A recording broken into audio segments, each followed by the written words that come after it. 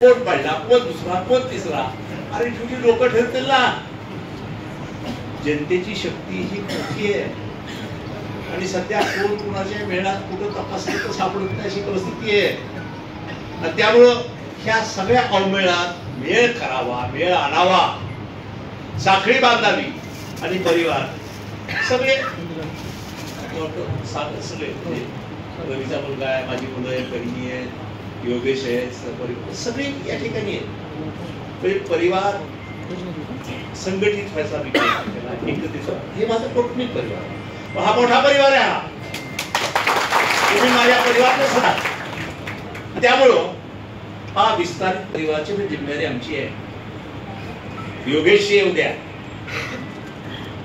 त्यामुळे ह्या विस्तारित परिवाराचे हितसंबंध राखणं, हितसंबंध म्हणजे आर्थिक नाही, हितसंबंध म्हणजे त्यांची सगळ्या प्रकारची कामं, वैयक्तिक सामुदायिक स्वरूपाची विकासाची कामं, जसा मी उल्लेख केला की रखडलेली कामं, पांगलेली कामं, दुरावलेली कामं. आणि आता लोकशाही प्रत्येकाला मत मागायचा अधिकार आहे, कुणाला उभा राहायचा अधिकार आहे. चिन्ह हुडकायचं, 25वं चिन्ह, 28वं चिन्ह, 29वं चिन्ह, 30वं चिन्ह.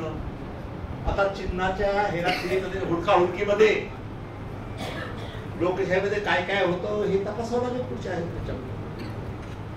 आणि ह्या सर्व पार्श्वभूमीवर मी आता उमेदवारी परत घेऊन योगेशला पाठिंबा द्यायचा.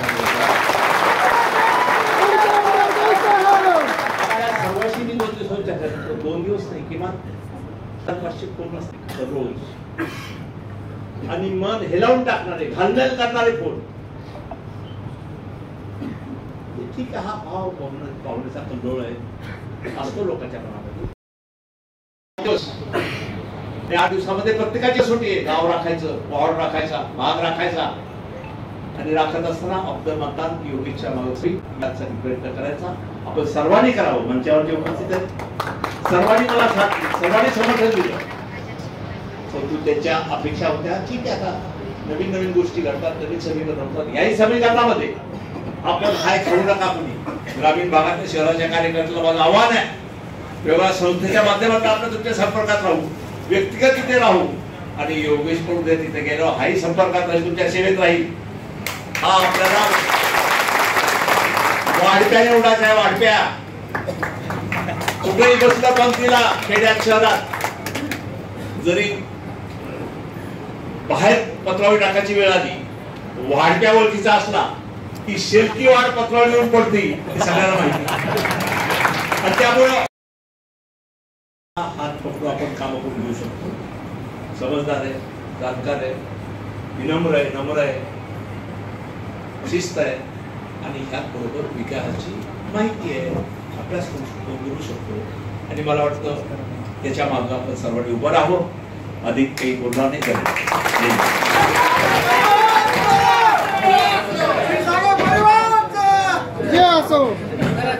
सांभाळून घ्या. पण अण्णा अवघड होत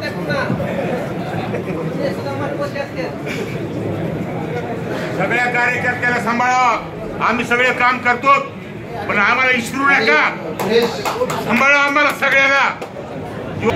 मी माझ्या सर्व कार्यकर्त्यांना विश्वास माझे पाठीराखे आयुष्यभर साथ दिली, त्यांच्याशी चर्चा करतो. आज निर्णय घेतला की पूर्वीच्या पाठीमागे उभा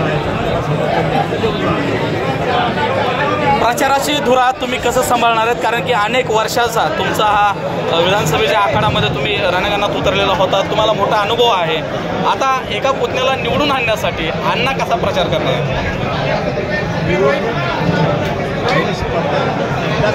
5 वर्ष सतत मी लोकांच्या संपर्कात आहे, ग्रामीण भागात संपर्कात आहे, शहरात संपर्कात आहे. त्या मला विश्वास आहे या संपर्काने माध्यम, त्याच्या माध्यमातून या आपण पोचू शकतो. अनेक दिवसापासून चर्चा होती, काका पुतणे एक वेगळे होते, वेगवेगळे मैदानात उतरत. मात्र बीडमध्ये आज नवं समीकरण पाहायला मिळालंय. क्षीरसागर काका पुतणे हे एकत्र आलेत. पुढं काय पाहायला मिळालं? आनंदाची चर्चा राज्यभर चालू आहे. बीड अपवाद नाही त्याला.